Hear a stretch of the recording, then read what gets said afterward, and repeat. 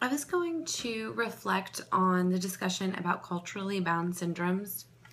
Like Megan said, when I was first reading about the topic of culturally bound syndromes, I started to think about it and what it might mean and what it might be. I think it makes a lot of sense that each individual culture has their own illnesses that are specific to their culture, and they're influenced by their way of life, their values, their religion, beliefs, things that they worry about. I mean, we saw a lot of the illnesses in the book are influenced by the people's concern about their masculinity or their bodies.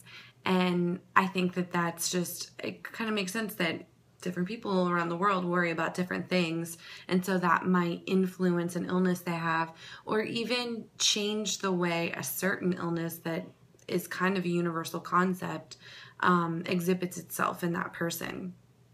How can practitioners respond in culturally competent ways to illnesses that they don't see or can't diagnose in a Western medicine way? Practitioners can be culturally competent in the way that they respond to patients by considering the patient's background, not just that practitioner's background, by perhaps first looking at the patient through a scope that encompasses that person's world instead of the practitioner's world. I think that they can get a more accurate picture of what the issue is.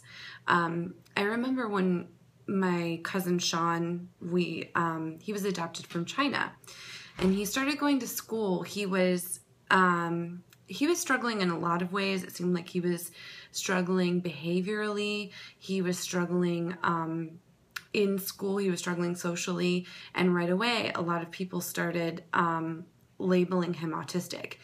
And I could definitely see why they felt he was autistic based on some of the ways he was acting. But I remember thinking, why wouldn't you pause and for a moment realize that that's a very Western thing to just slap a label like autism on him? Why wouldn't you pause and take into consideration his background and the fact that he was in an orphanage for the first 4 years of his life, and he was just kind of thrown into the corner with no socialization, very little nutrition, very little positive mental health. And eventually, that's exactly what they ended up calling it, was orphanage autism.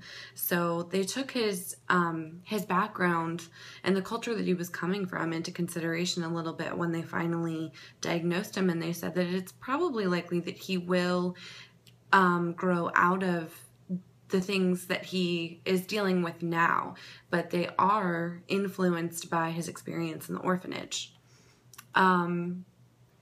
So I think that that actually plays into the next question. What does this say about the role of culture in mental health and physical health and well-being? I just think your culture and your experiences and your background do have a lot more influence on your mental, physical well-being than maybe we realize. And I thought that was a really interesting thing to think about.